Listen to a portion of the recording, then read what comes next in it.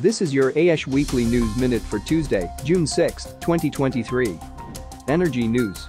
The West's oil war against Russia is starting to lose momentum. Russia's oil revenues rebounded in March and April to reach the highest level since November last year, according to a new report, bolstering President Vladimir Putin's ability to finance the Kremlin's onslaught in Ukraine. Analysis published Wednesday by the Center for Research on Energy and Clean Air, an independent Finnish think tank, found that Russia's revenues from oil exports have recovered from levels reached in January and February. The findings show that Moscow has recently been able to successfully claw back earnings from fossil fuel exports, despite the imposition late last year of import bans from the European Union and a broader G7 oil price cap. It comes less than a week after Group of 7 leaders said at the conclusion of the Hiroshima summit in Japan that a price cap on Russian oil and petroleum products was working, Russian revenues were down, and falling oil and gas prices were benefiting countries around the world. Logistics and transportation news.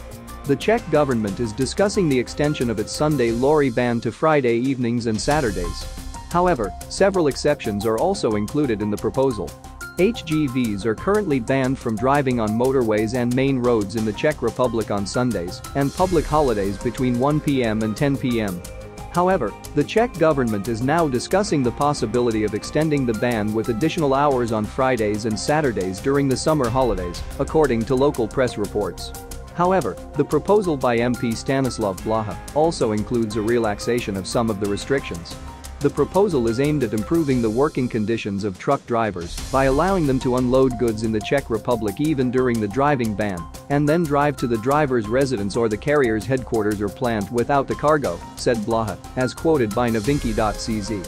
Critics of the plan say that since the proposal only states the driver's place of residence, it would be very difficult to check where the driver is going with the truck. Technology news. Japan's privacy watchdog said on Friday it has warned OpenAI, the Microsoft-backed startup behind a chatbot, not to collect sensitive data without people's permission. OpenAI should minimize the sensitive data it collects for machine learning, the Personal Information Protection Commission said in a statement, adding it may take further action if it has more concerns.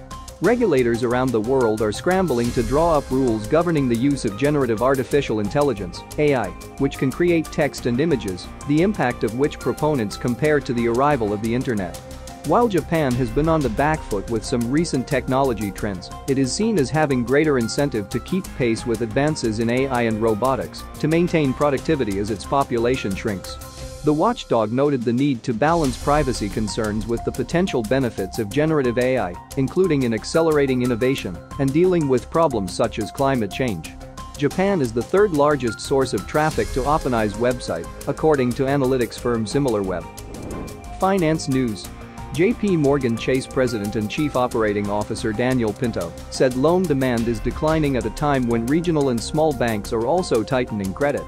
There is no doubt that regional banks and smaller banks are building up liquidity, building capital, so they are lending a bit less, Pinto told investors on Friday. I don't think that the big banks have really changed their lending standards, there is not a huge amount of loan demand in the first place. Consumption remains positive, but there are some indications the economy is slowing, Pinto said. He expected the Federal Reserve to raise rates further. Likely the Fed will get to run towards 5.5%, and then they will pause to assess whether efforts to curb inflation have succeeded, Pinto said. If inflation accelerates further, the Fed could raise rates 50 basis points with a series of smaller rate hikes, he said. Global news headlines. God says rescue operations concluded after worst train crash in decades.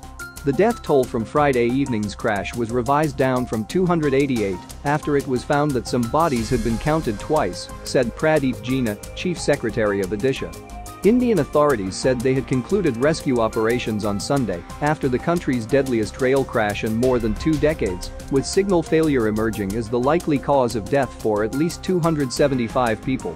The death toll from Friday evening's crash was revised down from 288 after it was found that some bodies had been counted twice, said Pradeep Jina, Chief Secretary of Odisha.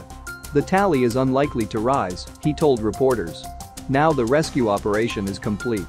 But nearly 1,200 were injured when a passenger train hit a stationary freight train, went off the tracks, and hit another passenger train passing in the opposite direction near the district of Balasore. State-run Indian Railways, which says it transports more than 13 million people every day, has been working to improve its patchy safety record, blamed on aging infrastructure.